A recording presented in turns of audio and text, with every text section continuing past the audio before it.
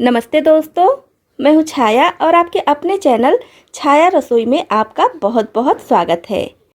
एक बार फिर से मैं आपके लिए बहुत यूजफुल टिप्स एंड ट्रिक्स लेकर आई हूँ जो ट्रेंडिंग में है और आप लोग इसको काफ़ी ज़्यादा पसंद भी किए हैं। तो हमेशा की तरह वीडियो देखने से पहले आप कमेंट बॉक्स में लिखकर ज़रूर बता दीजिए कि आप अपने चैनल छाया रसोई का वीडियो किस सिटी से देख रहे हैं। तो हमारा सबसे पहला टिप जो है वो है पीतल और तांबे के या फिर लोहे के बर्तनों को लेकर कि इसको बिना मेहनत के कैसे साफ़ किया जाए। जैसे ये पूजा का लोटा है, सब घर में होता है और ये जल भरते भरते काफ़ी गंदा हो जाता है, दाग लग जाता है। या फिर पूजा की थाली है या फिर ये दीपक जलाने के लिए दीपक है, तो ये सब काफ़ी गंदे हो जाते हैं। तो ये छोटे छोटे बर्तन हैं, आप इसके बजाय बड़े बर्तन भी ले सकते हैं। जैसे बड़ा डेगची है या बड़ी थाली है पीतल तांबे की, या भगोना है, जग है, कोई भी बर्तन पीतल या तांबे का हो तो बहुत आसानी से बिना मेहनत के ये घर में ही हम साफ कर सकते हैं। 1 मिनट भी नहीं लगेगा, फटाफट चमक जाएगा। तो इसके लिए क्या करना है, इसके लिए हमें लेना है साइट्रिक एसिड यानी कि नींबू का सत, और नींबू का फूल भी इसको बोला जाता है। तो ये देखिए इस तरह से चीनी के दानों के जैसा होता है ये, और ये थोड़ा बड़े बड़े टुकड़े जैसे फिटकरी आता है उस तरह से भी आता है। तो इसको हम लेंगे, हर किचन में होता है, आपके घर में भी होगा ही, क्योंकि इसका यूज हम बहुत सारी रेसिपी में करते हैं। तो बहुत थोड़ा सा मैंने लिया है, ये देखिए 2 से 3 चुटकी है।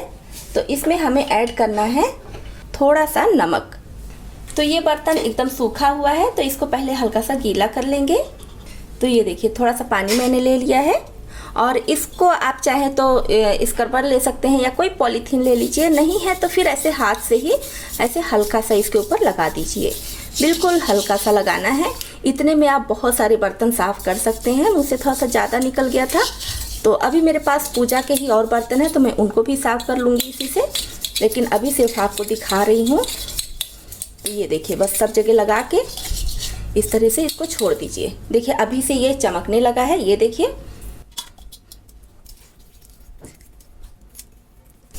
ये देखिए इस तरह से इसको लगा के रख दीजिए। थाली में भी मैं लगा दे रही हूँ। इस तरह से लगाने के बाद फिर से इन बर्तनों को अब बस हल्के हाथ से इस तरह से कर देंगे। ये देखिए अंदर भी एकदम चमक गया। तो पीताम्बरी से भी बढ़िया काम करता है ये।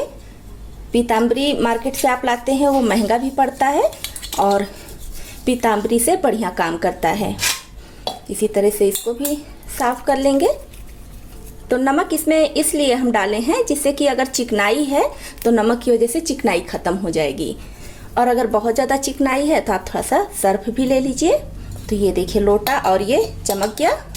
थाली को भी इसी तरह से कर लेंगे। आप सोच रहे होंगे कि मैंने साइट्रिक एसिड दिए में क्यों लिया था मिट्टी के बर्तन में। वो इसलिए कि साइट्रिक एसिड जिस बर्तन में हम रखते हैं वो बर्तन काला पड़ जाता है। जैसे स्टील का बर्तन है तो उसमें अगर रख के लेंगे तो काला पड़ जाएगा। तो अच्छा होगा कि आप कोई मिट्टी का बर्तन लीजिए या फिर प्लास्टिक का बर्तन लीजिए, और तुरंत ऐसे लगा के धुलना है तब तो कोई दिक्कत नहीं है, लेकिन थोड़ी देर के लिए छोड़ देंगे तब वो बर्तन काला हो जाता है। तो ये देखिए ये भी चमक गया। अब मैं धुलकर दिखाती हूँ तीनों बर्तन। तो ये देखिए सारे बर्तन एकदम नए जैसे चमक उठे हैं। तो इस तरह से आप भगवान की मूर्ति है तो उसको भी साफ कर सकते हैं। घर में खाना खाने के लिए थाली या कोई भी बड़ा बर्तन, छोटा बर्तन जो है उसको भी साफ कर सकते हैं। हम मार्केट से जब भी कोई नया बर्तन लाते हैं तो इस तरह का स्टिकर लगा होता है, और इसको जब हम छुड़ाते हैं तो ये छूटता भी नहीं है। ये देखिए छूटेगा भी नहीं, और ये अगर ये छूटता भी है तो नीचे कागज़ बहुत दिन तक लगा रहता है, और जब हम इसको किसी चीज़ से स्क्रैच करके छुड़ाते हैं तो बर्तनों पर दाग पड़ जाता है। तो इसके लिए क्या करेंगे, गैस ऑन कर लेंगे और हल्का सा इसको गर्म करेंगे। और आप अगर गर्म नहीं करना चाहते हैं तो हल्के गर्म पानी में डाल दीजिए तो भी आसानी से निकल जाएगा। ये देखिए अपने आप से ये निकल गया है, इसको निकालने की भी ज़रूरत नहीं पड़ी। तो देखिए इस तरह से इसको निकालने की भी ज़रूरत नहीं पड़ी, अपने आप से निकल गया है। और देखिए स्क्रैच भी नहीं पड़ा। देखिए बहुत अच्छे से स्टिकर निकल चुका है और इसमें स्क्रैच भी नहीं पड़ा। तो ये भी बहुत काम का टिप है। हैंगर अगर पुराना हो जाता है तो इसका ये कुछ दिन में निकल जाता है, और अगर नहीं भी निकल रहा है तो आप यहाँ से इसको अलग कर लीजिए और उसमें आप ये ढेर सारी चूड़ियाँ ऐसे लगाकर, मैचिंग से लगाकर कहीं भी इसको टांग सकते हैं। ऐसे करके चाहे अलमीरा में टांग दीजिए और चाहे फिर किसी कीली पे। तो ये हैंगर काफ़ी पतला है इसलिए मैंने 2 लगाया है, और अगर आपका हैंगर मोटा है तो एक पीस में भी ढेर सारी चूड़ियाँ इस तरह से एक साथ टांग सकते हैं। तो ये टिप तो ऐसे काफ़ी पुराना है, लेकिन फिर भी जिसको नहीं पता है उसके लिए नया ही है। तो अब मैं हैंगर से ही संबंधित एक और टिप आपको दे रही हूँ जो सभी के लिए बिल्कुल नया है, जिसको मैं अपने घर में बहुत दिनों से यूज कर रही हूँ। जैसे आप इस तरह का कोई पुराना हैंगर ले लीजिए, और अगर ये खुला है तब तो अच्छी बात है, नहीं खुला है तो यहाँ से आप ऐसे ये मुड़ा रहता है, यहाँ से खोल लीजिए। और अब पुरानी चूड़ियाँ जिसको आप यूज में नहीं लाते हैं, जिसका कलर उतर गया है, कांच की चूड़ियाँ ले लीजिए, और चाहे तो इस तरह के लाख की चूड़ी, जो भी चूड़ी लगे आपको कि यूजफुल नहीं है उसको ले लीजिए और इसमें ऐसे डाल दीजिए इस तरह से। अब क्या करेंगे, अब हमारे पास ढेर सारे किचन टॉवेल होते हैं, छोटे छोटे बड़े बड़े हर साइज के होते हैं। तो अगर अलग अलग रखें इसको या फिर तह करके रखें तो काफ़ी ज़्यादा लगता है कि एक ही साथ कितना सारा टॉवेल हो गया है, और उसको सेट करने में भी काफ़ी समय लगता है और निकालने में, खोजने में भी दिक्कत होती है। तो इस तरह से आप ये लीजिए और एक चूड़ी ऐसे लीजिए और किचन टॉवेल को ऐसे फोल्ड करके इसमें ऐसे लटका दीजिए इस तरह से सारा किचन टॉवेल एक जगह इकट्ठा रहता है, और हमको खोजने की भी ज़रूरत नहीं पड़ती है कि ये वाला टॉवेल कहाँ रखा है या कितने किचन टॉवेल गंदे हैं, कितना साफ है। इस तरह से सब चूड़ी में ऐसे लगा दीजिए। आप चाहे तो बच्चों के छोटे छोटे कपड़े हैं तो उसको भी लगा सकते हैं, या हस्बैंड का सॉक्स है कि वो भी इधर उधर रखा रहता है तो जल्दी मिलता नहीं है समय पे, तो इस तरह से लगा देंगे तो घर में बच्चे भी आसानी से निकाल लेंगे, हस्बैंड को भी जिस चीज़ की ज़रूरत है हैंकी या सॉक्स की उसको निकाल सकते हैं। तो छोटे छोटे ढेर सारे कपड़े आप इसमें ऐसे लगा सकते हैं। अब आपको जिस टॉवेल की ज़रूरत हो इसमें से निकाल कर यूज कर लीजिए। तो इस तरह से देखिए कितने ढेर सारे किचन टॉवेल एक साथ हो गए हैं। अब इसको आप किचन में या फिर किसी भी कीली पे, अलमीरा में कहीं भी हैंग कर दीजिए तो आपके लिए भी काफ़ी अच्छा हो जाएगा। तो इस तरह से आप इसको कहीं भी टांग देंगे, देखने में भी अच्छा लगता है और समय की बचत भी हो जाती है, और आपका किचन या फिर घर भी व्यवस्थित रहेगा। तो जैसे एप्पल हम काटते हैं और अगर बच्चों को टिफिन में देना है या कुछ देर के लिए रख दें तो ये काले पड़ जाते हैं। तो इसको काला होने से बचाने के लिए क्या करना है, पहले एप्पल को काट लें,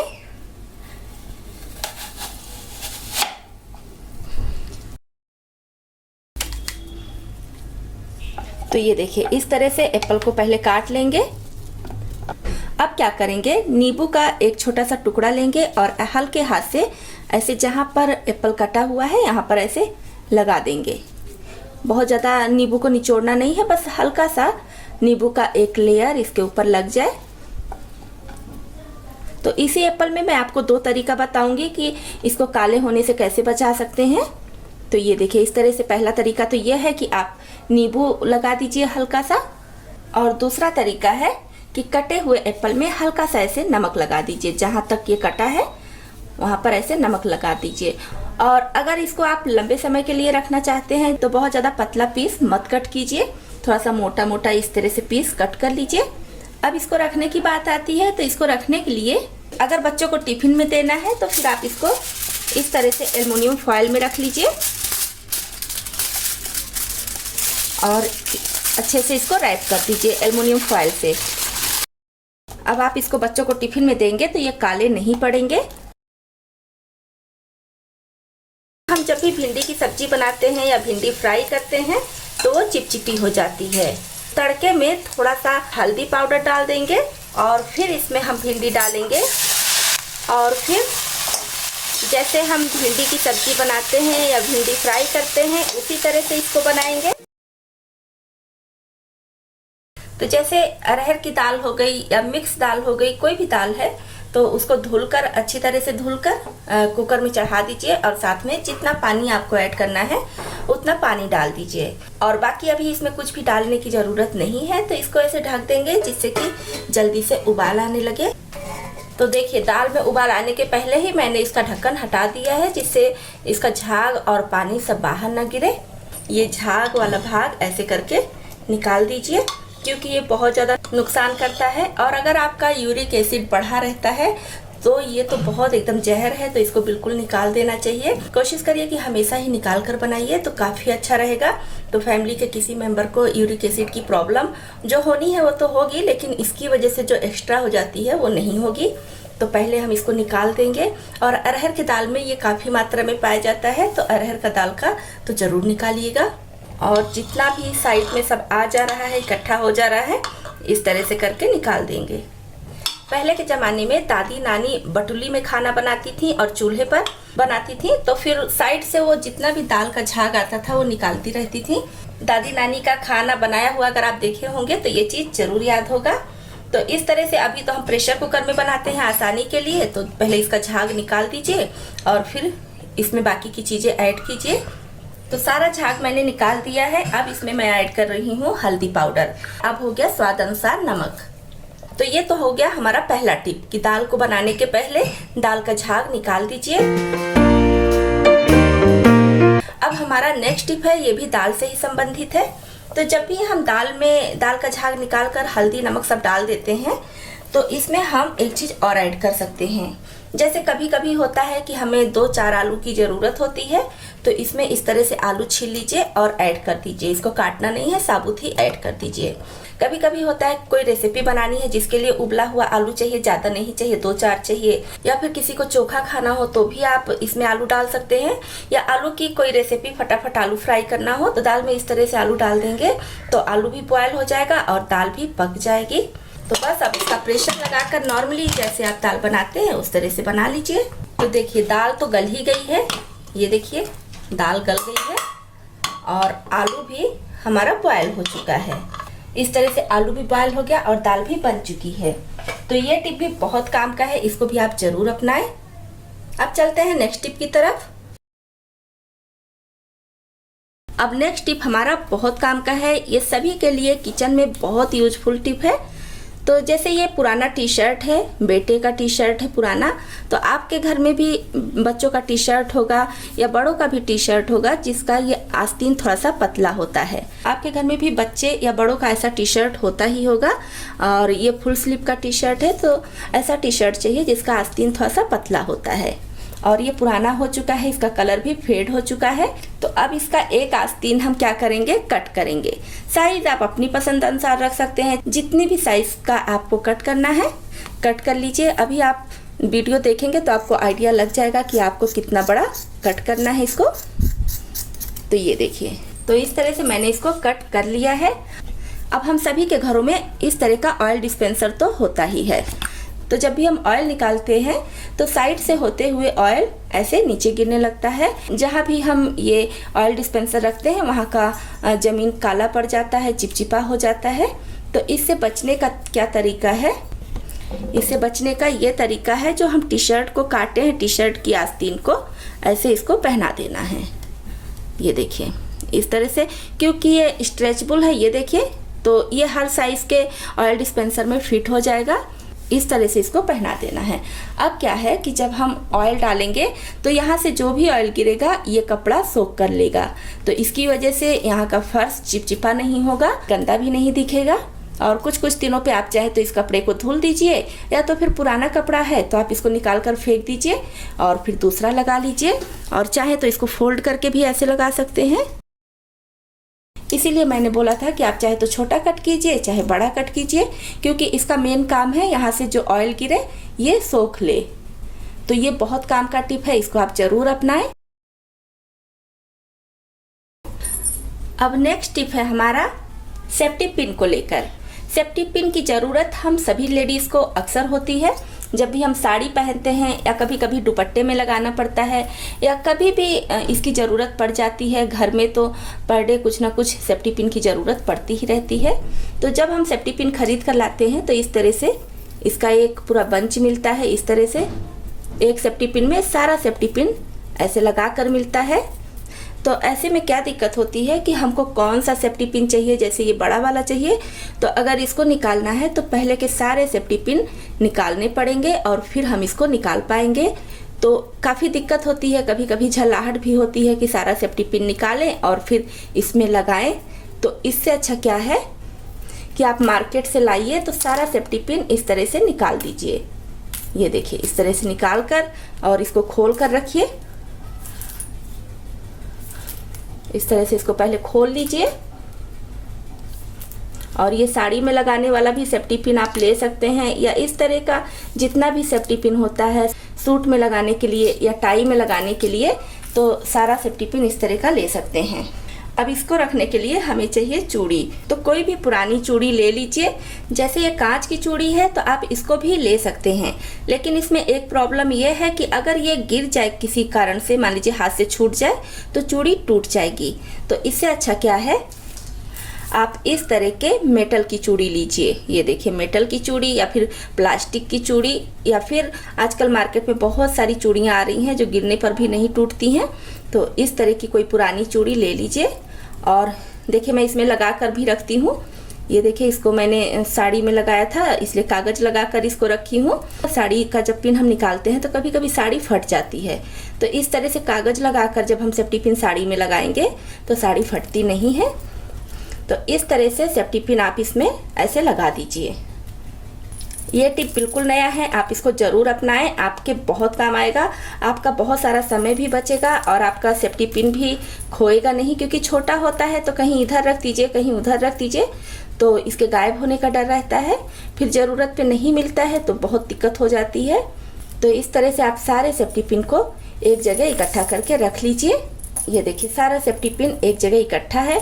अब ये गिरेगा भी तो भी नहीं टूटेगा। तो जब भी आपको जिस सेफ्टी पिन की ज़रूरत हो ऐसे कीजिए और सिर्फ आप वही सेफ्टी पिन निकाल लीजिए। तो ये टिप बहुत काम का है, खासकर लेडीज़ के लिए तो बहुत ही ज़्यादा इम्पोर्टेंट टिप है ये। तो इसको आप ज़रूर अपनाएं, क्योंकि आपका सेफ्टी पिन हमेशा गायब हो जाता है या कहाँ रख देते हैं पता ही नहीं चलता है। तो इसको इस तरह से हैंग कर दीजिए। तो दोस्तों आपको इसमें से कौन सी टिप ज़्यादा पसंद आई और कौन सी पहले से पता थी, कमेंट बॉक्स में लिखकर ज़रूर बताइए। तो इतने यूजफुल टिप्स एंड ट्रिक्स के लिए एक लाइक और शेयर तो बनता ही है। चैनल पर पहली बार आए हैं और हमारे यूट्यूब परिवार में शामिल होना चाहते हैं तो इस चैनल को सब्सक्राइब भी कर लें।